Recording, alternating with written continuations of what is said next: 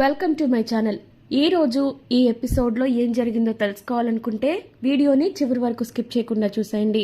ఇక వీడియోలోకి వెళితే గనక శ్రీధర్ తనంతట తానే ఆ నోటీసులు పంపించింది కాంచన ఇంకా కార్తిక్ కాదు, నేనే స్వయంగా పంపించాను, కాబట్టి ఆ క్రెడిట్ మొత్తం నాకే ఇవ్వాలి, అంతకు మించి వేరే ఆప్షన్ లేదు అని అనడంతో ఒక్కసారిగా ఇంట్లో వాళ్ళందరూ షాక్ అవుతారు.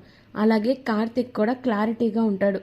ఇప్పటికైనా అర్థమైందా పెద్దయ్య గారు, ఈ విషయంలో నాకు మామకి ఎలాంటి సంబంధం లేదని ఇప్పుడు మీరు మాట్లాడొచ్చు అని చెప్పి అనగానే, ఆయన ఏంట్రా మాట్లాడేది, ఆస్తి పంపకాలు నేనేస్తాను అని చెప్పి ఎక్కడెక్కడ ఏ ఆస్తులు ఉన్నాయి, ఎవరెవరికి ఏ ఆస్తులు ఇవ్వాలి అని చెప్పేసి వరుసగా చెప్పడంతో ఇంకా ఇరిటేషన్ వచ్చేస్తూ ఉంటుంది శివనారాయణకి.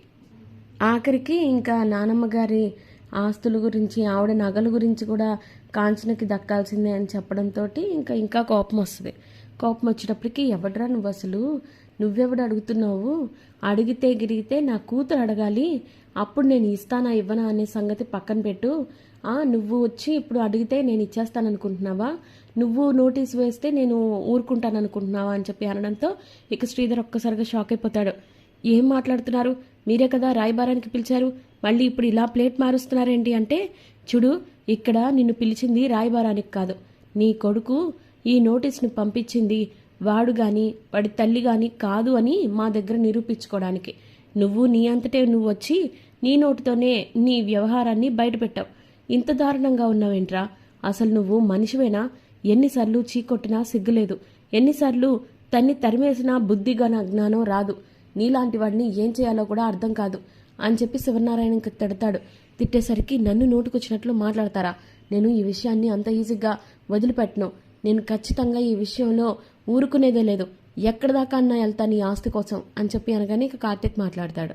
చూడు, నువ్వు ఏదైనా చెయ్యాలి అనుకుంటే అది మమ్మల్ని వదిలేయడమే, నువ్వు ఇలా పద్దాక మా జీవితాలని డిస్టర్బ్ చేస్తూ కూర్చుంటే నేను చూస్తూ ఊరుకుంటాను అనుకుంటున్నావా, ప్లీజ్ మమ్మల్ని వదిలే అని చెప్పి దండం పెడతాడు. అదేంట్రా, నేనేమీ చేయలేదని నువ్వు అన్నావు కదా, అందుకే ఏదో ఒకటి చేద్దాం అనుకుంటున్నాను అనగానే, నేను మాట్లాడింది వేరే దాని గురించి, నువ్వు చెప్పింది ఇలా ఆస్తుల గురించి, ఇలా నేను అనట్లేదు, దయచేసి మమ్మల్ని వదిలే అని చెప్తున్నాను కదా అని చెప్పేసి ఇంకా కార్తీక్ అంటాడు.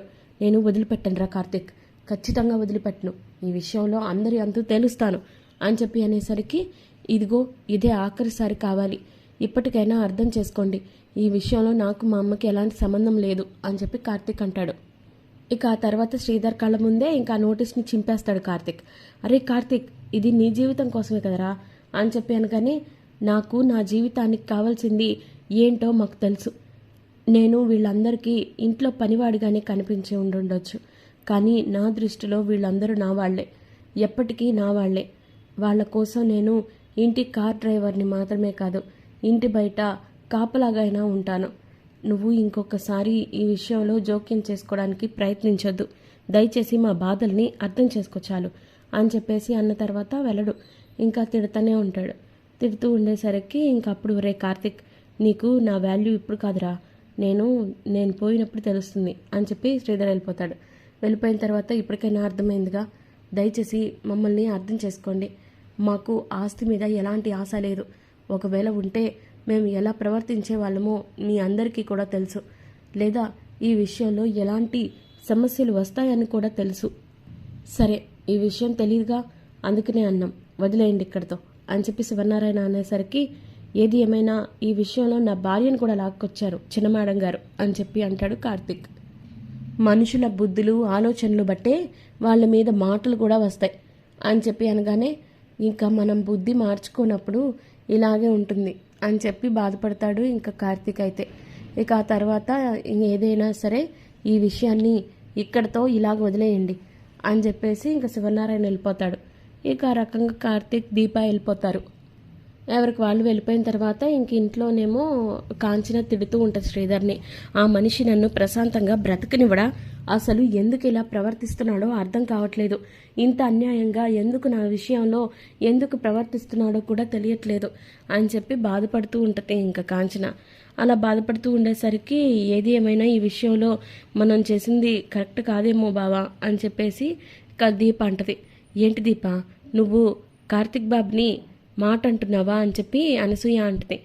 దీప ఒక మాట అనింది అంటే అది ఖచ్చితంగా ఏదో వెనక కారణం ఉంటుందక్క అని చెప్పి ఇంకా కాంచన అంటది. అయితే మాత్రం కట్టుకున్న భర్తని తప్పు పడుతుందా అని చెప్పి తిట్టిద్ది అనసూయ.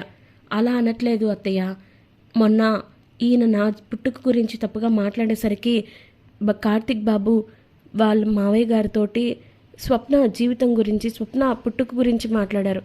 పైగా నువ్వు నా కోసం ఏం చేసావు అని చెప్పి అనేసరికి ఆయనకి బాధేసి ఇలా కనీసం ఆస్తి విషయంలోనైనా సరే దక్కేలా చేయాలనుకుంటున్నట్టున్నారు, అందుకే ఇలా ప్రవర్తించినట్టున్నారు అని చెప్పేసి అనేసరికి, చూడు ఆ రోజు నేను అన్నది కేవలం మానవ సంబంధాల గురించి నువ్వేం చేసావని అడిగాను, కానీ ఇలా ఆస్తుల గురించి కాదు అని చెప్పి అనేసరికి ఆయన ఏదో ఒకటి చేయాలి కదా అన్న ఉద్దేశంతో ఇలా చేశారులే బాబా, ఇక వదిలేసే, ఆయన జోలికి మనం వెళ్ళొద్దు అని చెప్పి అంటతే దీప.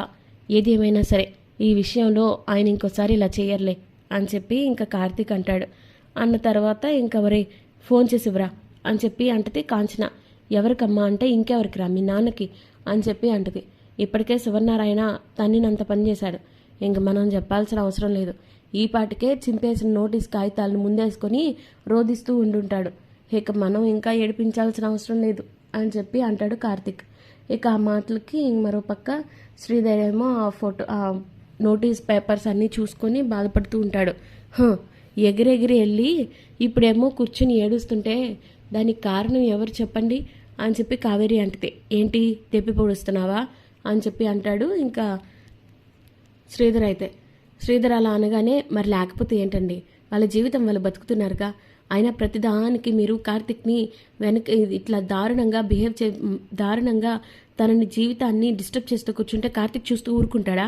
శివనారాయణ గారు మీ చొక్కా చింపి పంపిస్తారనుకున్నాను, కేవలం ఈ నోటీసులు చింపి పంపించినందుకు సంతోషించండి అనగానే, మరి వాడు నన్ను ఏం చేశావని అడుగుతున్నాడు అంటే, వాడు ఏం చేశాడు అని అడిగాడంటే అది హ్యూమన్ రిలేషన్స్ గురించి, మీలాగా ఆస్తుల గురించి కాదు అని చెప్పి అనగానే, ఎప్పటికైనా అది నాకు భార్యకి ఇంకా నా కొడుక్కి దక్కాల్సిందే కదా అంటే, వాళ్ళకి దక్కాలి అంటే వాళ్ళు అడుగుతారు, అంతేగాని మీరు ఇలా బిహేవ్ చేయాల్సిన అవసరం లేదు అని చెప్పి అనగానే, అయినా ఉండాల్సిన వాళ్ళు ఉన్నారుగా, అందుకే జీవితాలు ఇలా తగలడ్డాయి అని చెప్పి ఇంకా దీపని ఉద్దేశించి అనేసరికి, చూడండి మీరు ఎవరిని ఏమైనా అనండి, కానీ దీపని మాత్రం ఏమీ అనొద్దు.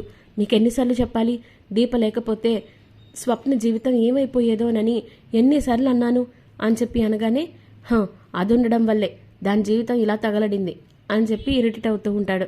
చూడండి మీరు దీపని అనకుండా ఉండలేరనే విషయం నాకు తెలుసు, ఇంకొకసారి దీపని అంటే మాత్రం నేను నిజంగానే ఊరుకోను అని చెప్పి గట్టిగా సమాధానం చెప్పుద్ది. చెప్పేసరికి ఇంకా లేదు, ఖచ్చితంగా తనని మాత్రం నా కొడుక్కి దూరం చేసి తీరుతాను, లేదంటే పెళ్లి కాకముందు వాడు ఎలా ఉన్నాడు, జోస్నా రెస్టారెంట్స్కి సీఈఓగా ఉన్నాడు, ఇప్పుడు ఆ ఇంటికి కార్ డ్రైవర్గా ఉన్నాడు అని చెప్పి ఇరిటేట్ అవుతూ ఉంటే, చూడండి జోస్నా రెస్టారెంట్స్కి సీఈఓగా ఉన్న కార్తీక్ ఇప్పుడు నార్మల్గా ఉన్నాడంటే ఇప్పుడు తను తలుచుకున్న జోస్నా రెస్టారెంట్స్కి సీఈఓగా మారగలడు, కానీ వాడు మారట్లేదు అంటే ఇంకేదో కారణం ఉందని మీరు అర్థం చేసుకోవాలి, మీరు అంతగా వాళ్ళకి సాయం చేయాలి అన్నారు, దీని కోడలుగా అంగీకరించండి, అంతేగాని ఇలా తన మీద పడి నిప్పులు పోసుకోకండి అని చెప్పి బాధపడుతూ ఉంటుంది కావేరి. చూడు నువ్వు ఎన్నన్నా ఎలా అన్నా ఈ విషయంలో మాత్రం సందేహమే లేదు, ఖచ్చితంగా ఈ విషయంలో నేను దీపని కార్తిక్కి దూరం చేస్తాను అని చెప్పేసి అనుకుంటా ఉంటాడు మనసులో. ఖచ్చితంగా కార్తిక్కి దీపకి విడాకులు ఇప్పించి వాడి జీవితాన్ని వాడికి ఇస్తాను, ఇంకోసారి నువ్వు నాకేం చేశావని అడగకుండా చేస్తాను అని చెప్పి ఇంకా మనసులోనే అనుకుంటా ఉంటాడు. ఇక మరోపక్క శివనారాయణ ఏమో అందరూ ఫ్యామిలీ మెంబర్స్ అందరూ ఉంటారు, ఒక పంతులు గారిని పిలిచి మాట్లాడుతూ ఉంటారు. ఇక కార్తీక్ కూడా అక్కడే ఉంటాడు. దీప్ వచ్చి ఆయనకి కాఫీ ఇచ్చి వెళ్తుంటే, ఒక్క నిమిషం మరదలా ఇక్కడే ఉండు అంటే, ఏమైంది బావా అనగానే, ఇంట్లో ఎలాంటి శుభకార్యం జరగట్లేదని ఈ పెద్ద ఆయన్ని తాత పిలిపించాడు అని చెప్పి అనగానే, అయితే అని చెప్పి అంటది దీప. అలా కాదు, మొహాన్ని చూసి జాతకాన్ని చూసి రాశి నక్షత్రాన్ని చూసి పెద్ద ఆయన అన్ని నిజాలు చెప్తారంట, అందుకే నువ్వు ఇక్కడే ఉండు, ఇంట్లో అందరి జాతకాలు బాగానే ఉన్నాయి కానీ చూసిన జాతకం దగ్గరికి వచ్చేటప్పటికే ఆయన ఆగిపోయాడు అని చెప్పి ఇంకా అలా అంటూ ఉంటాడు. అయితే ఏంటి బావా అనగానే, నువ్వు ఇంటి వారసురాలివి కదా, అందుకే నువ్వు ఇక్కడే ఉండు అని చెప్పి స్లోగా చెప్తాడు. చెప్పేసరికి సరే అని చెప్పి నించుంటారు. ఈ లోపేమో భార్యతో ఇంకా ఎంతసేపు చూస్తారండి ఆ జాతకాన్ని పట్టుకొని అని చెప్పి అనగానే, ఈ రాశి తిది నక్షత్రం బట్టి ఈ జాతకురాలకి ఇప్పటికే పెళ్ళైపోయింది అని చెప్పి అనగానే ఇంట్లో వాళ్ళందరూ ఒక్కసారిగా షాక్ అయిపోతారు. ఏం మాట్లాడుతున్నారండి, అది మా మనవరాలు జ్యోత్స్న జాతకం, తనకి ఇంకా పెళ్లి కాలేదు అని చెప్పి అనగానే, చూడండి ఒకవేళ మీరు ఇచ్చిన జాతకం తప్పైతే నేను చెప్పింది కూడా తప్పే, కానీ ఒకవేళ ఈ పేపర్లో ఉన్నట్లుగా ఈ జాతకంలో ఉన్నట్లుగా రాశి నక్షత్రం ఇంకా తిది అన్నీ కరెక్టే అయితే నేను చెప్పింది కూడా నిజం అనగానే జ్యోత్స్న షాక్ అయిపోద్ది. ఇక కార్తీక్ చూసావుగా అన్ని నిజాలు చెప్పేస్తున్నాడు ఆయన అని చెప్పి దీపతో అంటాడు. మరి నెక్స్ట్ ఎపిసోడ్లో ఏం జరగబోతుంది అని తెలుసుకోవాలంటే